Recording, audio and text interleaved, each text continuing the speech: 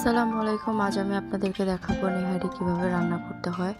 তো ফার্স্টে আমি লবণ দিয়ে দিয়েছি, তারপর দিয়ে দিয়েছি হলুদের গুঁড়া, তারপর দিয়ে দিয়েছি মরিচের গুঁড়া। আমি আমার আন্দাজ মতো সব উপকরণ ব্যবহার করেছি। ধনিয়া গুঁড়া দিয়ে দিলাম, এখন দিয়ে দিয়েছি জিরা গুঁড়া, তারপর দিয়ে দিয়েছি গরম মশলা, তারপর দিয়ে দিয়েছি এলাচ, লবঙ্গ আর গোলমরিচ ৬-৭টার মতো।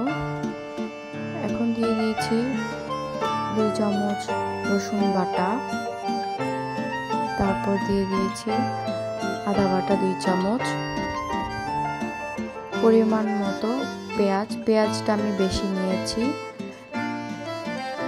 আর কিছু কাঁচামরিচ। আমি আস্ত কাঁচামরিচ ইউজ করেছি কারণ আমি এটা প্রেসার কুকারে রান্না করব, এটা এমনিতেই গলে যাবে।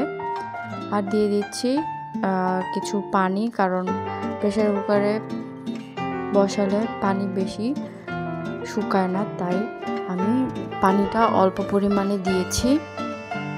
এখন এটাকে আমি নাড়াচাড়া করে নিয়েছি। নাড়াচাড়া করে আমি এটাকে বসিয়ে দেব চুলায়। 6-7 সিটি হয়ে গেলে আমি এটাকে অন্য পাতিলে নিয়ে নিব। আমি ধরিয়ে দিয়েছি চুলা, তো এটা হয়ে গেছে, তাই আমি অন্য পাতিলে এটা নিয়ে নিয়েছি। এখন এখানে আমি পানি দিয়ে দিব, গরম পানি। গরম পানি দিয়ে এটাকে পুরো নেহারিগুলোকে আমি ডুবো ডুবো করে দিব। তো হয়ে গেছে, আমি এখন আবার এটাকে চুলায় গরম করব, জাল করতে থাকবো।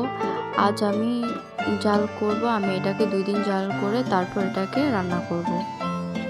তো এখন আমার প্রথম দিন জাল করা হয়ে গেছে, এটা হচ্ছে সেকেন্ড দিন। তো সেকেন্ড দিন এখন আমি রসুন আর পেঁয়াজকে ব্রাউন করে ভেজে নিচ্ছি। তো এটা ব্রাউন হয়ে গেলে তারপর আমি এটাকে ভেজে ব্রাউন করে নিয়েছি। তো এখন আমি রান্না করা নেহারির পরে আমি এগুলো দিয়ে দিচ্ছি। তো দিয়ে দেওয়ার পর এটাকে আমি কিছুক্ষণ নাড়াচাড়া করে কিছুক্ষণ গরম করে নিব, ফুটিয়ে নিব। তারপর আমার হয়ে যাবে নেহারি রান্না সম্পূর্ণ। তো যদি সবার ভালো লাগে, সবাই প্লিজ সাবস্ক্রাইব করবেন, আর বাসায় সবাই ট্রাই করতে পারেন এভাবে রান্না করে। আমি যদিও ওরকম ভালো করে পারি না, তাই আজকে ফার্স্ট ট্রাই করলাম। তো সবাই ভালো থাকবেন, আল্লাহ হাফেজ।